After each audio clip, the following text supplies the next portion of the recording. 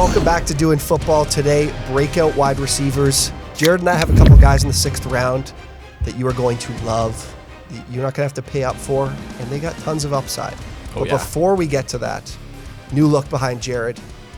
Big old draft board. Huge day at the Owners Box HQ.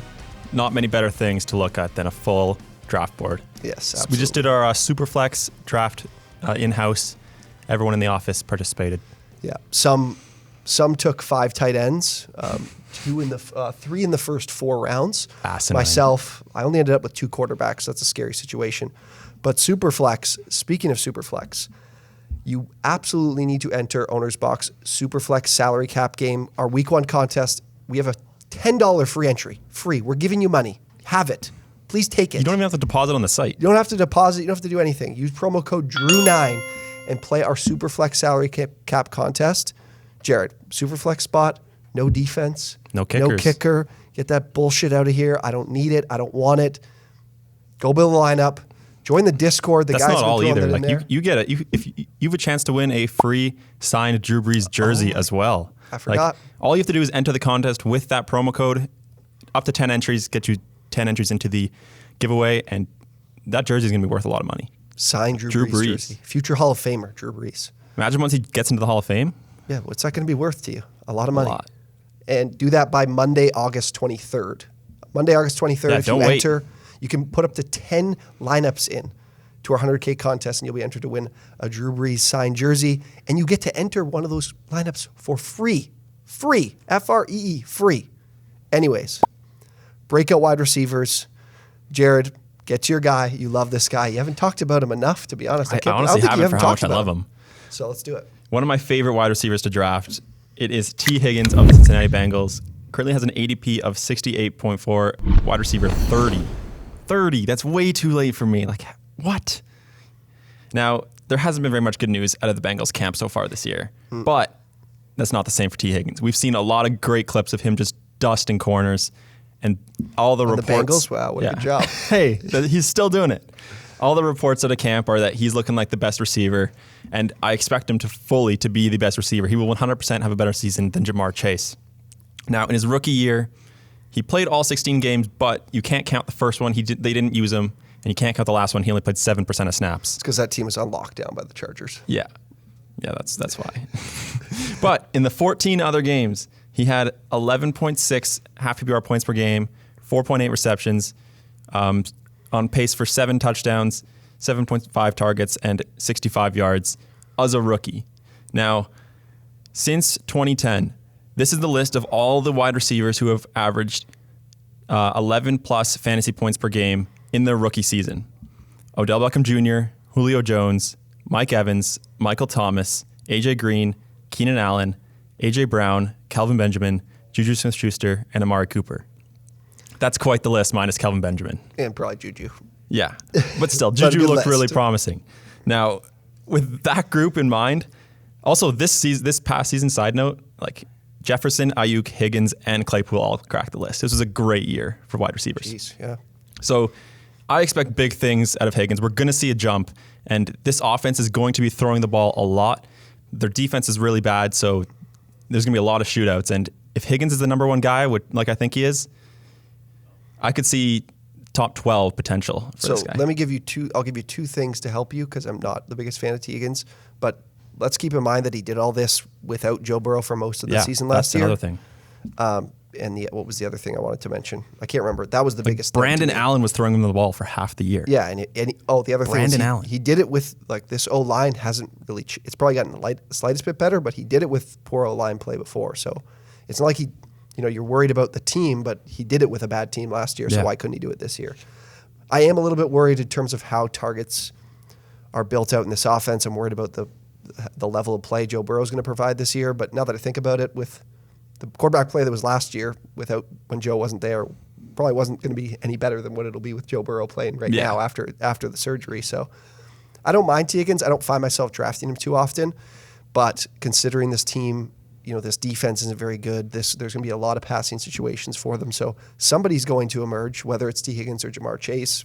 It's tough for me to decide. I don't find myself drafting either one, but if you make the commitment to T. Higgins, he could have a big season. Well, outperform that ADP. I mean, I'm looking to take him right after that, like Mike Evans, DJ Moore, Brandon Ayuk. No, I would take Higgins over Kupp. Kupp, okay. Yeah, he's probably my wide receiver 18, 19, somewhere in there. Yeah, I'm very high on him compared to consensus. What about Woods? I think I'd go Woods over him. Okay. They're very close though. Yeah, Kupp and Woods are pretty close in terms of ADP too. So that just if he's available Woods in the 6th round, definitely take him. Yeah. Who you got? My breakout rookie wide receiver, Devonta Smith of the Philadelphia Eagles. Now, the conversation buzz about him is certainly tailed off with the injury. He's been sitting for a few weeks. He was as recently as Wednesday practicing in team drills, ready to go. So he's got more than a few weeks until the season starts. He actually said he wanted to play in their preseason game on Sunday. Now, you might be watching this and he didn't. I would expect that he doesn't. But if he does, even better news that he's playing. But I want to talk about, it's difficult to project how a rookie is going to translate his skills from college into the NFL. For Devonta Smith, there's plenty of things that people are mentioning. Well, there's one thing people are mentioning about him, and that's his size, his weight, his build.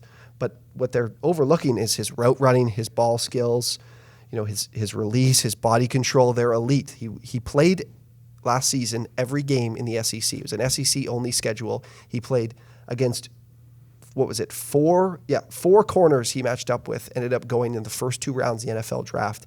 And these teams knew that this was their top option, this was their top guy, and he finished the season with stat lines of 15 for 184 and 2, 7 for 130 and 3, and 12 for 215 and 3. Just absurd, even for college, an absurd level of production. Last year, 35% target share for Alabama. Meanwhile, he's playing with Jalen Waddle. He's playing with John Mechie, who you're going to hear about very, very early this year, about that guy sticking out and being the next wide receiver at Alabama. So he had a college dominator rating in the 96th percentile. This guy is a freak athlete. You're worried about the size. He makes up for it in every single other aspect of the game. Now, I brought this up to you, but I want to go to the Eagles pass catchers, their options. Travis Fulgham. There are Don't 10 sleep. wide receivers last year that had at least 100 receiving yards. 10. And Jalen Reagor. Most teams roster like 6, maybe 7. It's been the story for Philadelphia, just injuries and, mostly guys not being able to stay on the field, but also not getting a lot of production. Like J.J. Arcega-Whiteside was someone that they were excited about. Definitely hasn't worked out at all. Jalen Reagor, I love this stat. Jalen Reagor, the most yards he had in a single game this last season was 55. He did it in week 1. His stat line, 1 target, 1 catch, 55 yards. I remember that catch. A lot of hype after that one catch. Yeah, and then it just was all downhill from there. So I'm not worried about Jalen Reagor. So wide receivers this is what we probably need for him to outperform his ADP, being that he's right around the 30-something wide receiver off the board going in the 6th round. So wide receivers who exceed, who have 80-plus catches in the last 10 seasons have only finished outside the top 24 4 times. They need a guy to be the leader in the receiving room, to be the leader offensively for Jalen Hurts to look to. This is a guy that Jalen Hurts and Devonta Smith have played together before. This can be a reliable option if he gets 100 targets this season, which he's gotten well over that in his college career. He had 117 receptions last year at Alabama. He's a reliable target, and his ball skills and his level of play is off the charts. So I'm willing to take the shot on him because rookies, we usually see about 2 rookies every season finish inside of the top 24, and I think he's going to be one of those guys. Yeah, I mean, right out of the combine, I was pretty low on him simply because when we heard his weight was 170 pounds. Oh, yeah. It's like no receiver ever succeeds at that weight. The pictures, he looks so skinny. Yeah. But you can't deny his production at Alabama, and he's probably going to do the same thing in the NFL. And before he got injured, I think he sprained his MCL, right? Yeah. I think that was the injury. Yeah.